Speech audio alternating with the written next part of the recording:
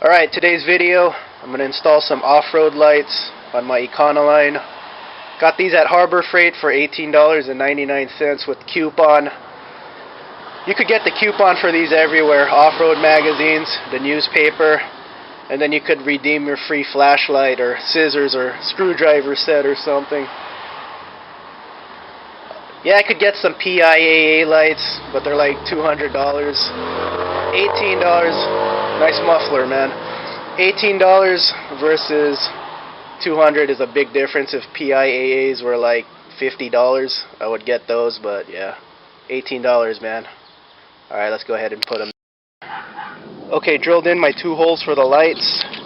What I did was I used the grill as a reference point. I went down and then went out an inch, so right there, went down 2 inches from here.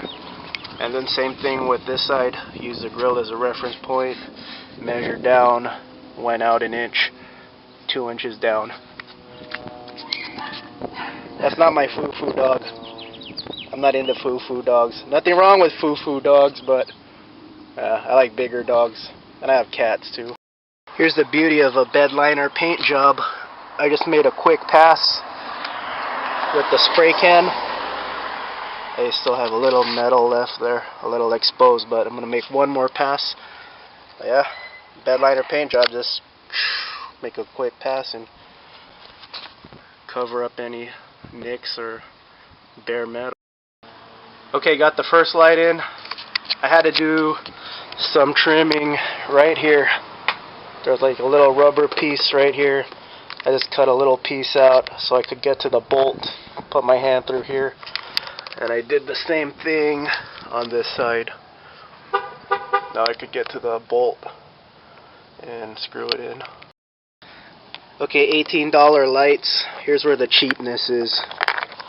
Two little teeth here, so you could adjust it back and forth. It's all plastic. So once you have them screwed in, I wouldn't move them around too much, because you're gonna just smoothen out these little plastic teeth, and you know, probably have to buy new lights for $18 though. They're cheap enough, but that's where the cheapness is. Plastic teeth. Okay, the 2 lights are in. Like I said, the little gear teeth on these are plastic, so if you want to adjust them, I wouldn't, manually do it. You're gonna bust the little gear. So you're going to have to loosen the bolt and find the setting you want if you're going to adjust it. But like I said, that's where the cheapness comes in. Okay, next I got to attach the wires. Do the wiring next. I'm going to take this thing off so I could run the wires through here, up through here, come out and go to the battery.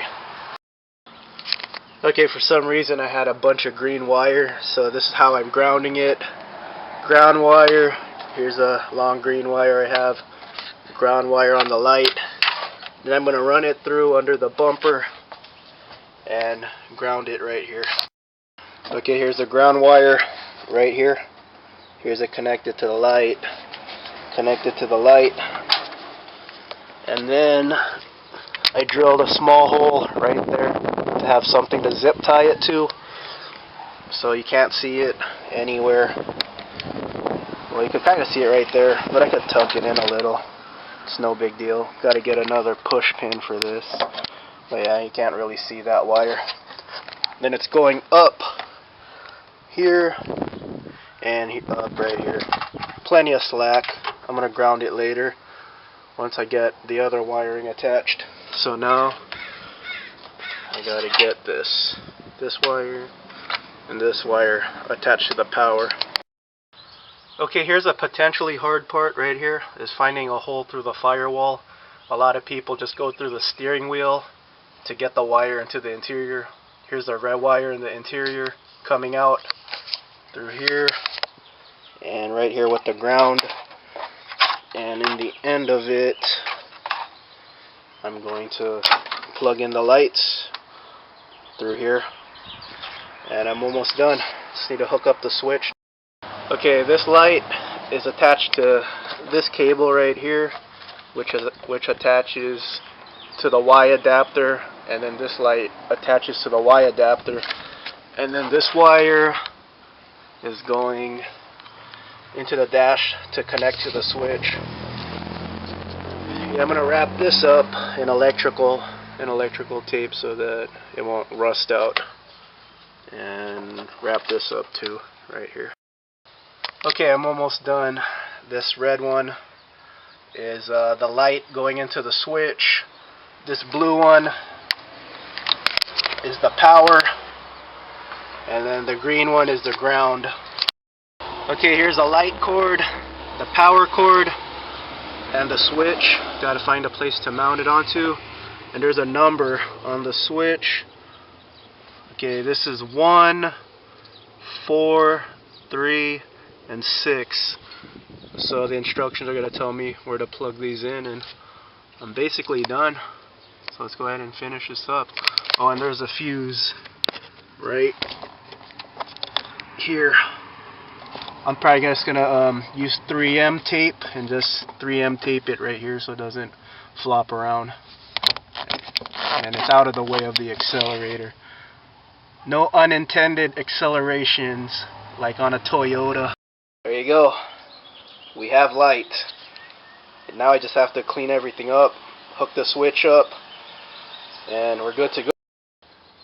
Okay, the switch is bolted in, so my project is complete.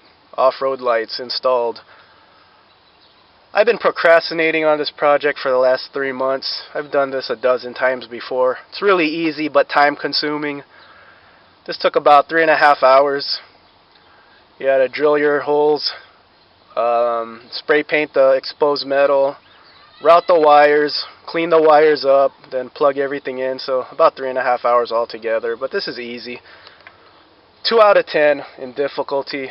1 out of 10 being putting gas in your car. So anyone should do this on their own. I was looking at the Harbor Freight reviews, and one guy said this is an extremely difficult installation, not as easy as it looks.